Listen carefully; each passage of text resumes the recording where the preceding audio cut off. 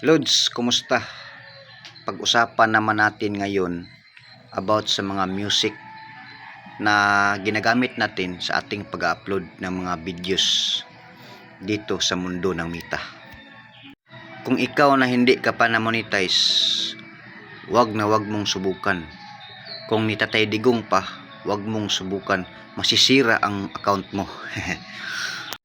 So, ito na Lods. Ako na na-monetize na. Matagal ako na-monetize. Pero ngayon na na-monetize na ako, may nakalagay doon sa aking content monetization program na tools na pwede na akong gumamit ng mga music. So, lahat ng music pwede kong gamitin. Nakadepende Lods kasi may dalawang klase na music na nire-recommend si Meta. Yung royalty free at saka revenue sharing. So, ang royalty free mga Lods, free yan. Hindi yan sila yung mga may album na yung may publish na nila yung mga music nila. Unlike sa revenue sharing na yun talaga yung mga original na mga music.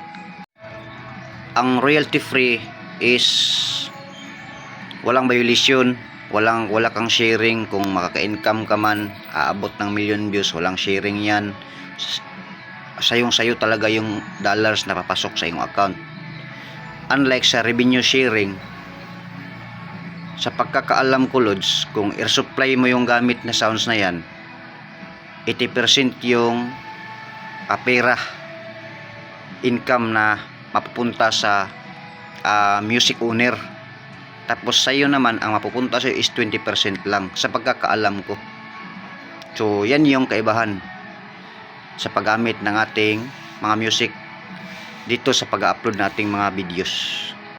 Kaya ikaw Lods na nagsisimula pa lang, hindi ka pa na-monetize, wag ka talaga mag music dyan para malinis yung account mo. Makikita ng Facebook na interested ka. Wag ka talaga gagamit ng music, lalo na kapag mga background, yung may nagbibideo key sa background mo, yung may nagpapasounds doon ng mga speaker. Iwas ka dyan, wag mong subukan.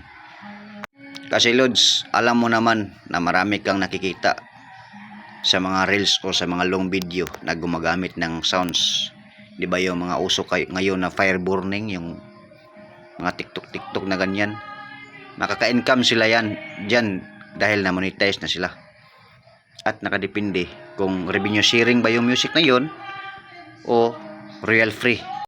Huwag ka na muna mainggit sa kanila kapag gumagamit na sila ng mga music, kasi hindi pa sa iyo ang time na yan. Once na mamonetize ka, pwede na, diba? Para malinis ang iyong account, mananatiling malinis yung account mo, huwag mong dumihan. Kagaya sa ating katawan, pag madumi tayo, maliligo tayo, diba? Ganyan lang yan Lods. Kaya update ka lang sa video ko, sa mga tutorial ko, dahil i-upload ko yung mga katanungan nyo. Kahit kunti lang na mga tips, dahil napatunayan ko na naman ito. Dahil na-monetize na ako noon, ilang taon pa ako hindi na-monetize kasi hindi ko alam yung mga bawal. Pagkaalam ko sa mga bawal, nilinisan ko yung account ko, dinelete ko yung mga videos ko na may mga music. Kaya naging malinis ito at na-monetize ako. Nagpapasalamat talaga ako Lods. So ikaw na nanonood nito, iwasan mo muna.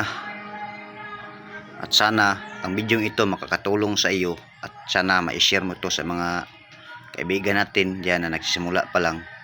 At least may matutunan sila kahit kunti lang.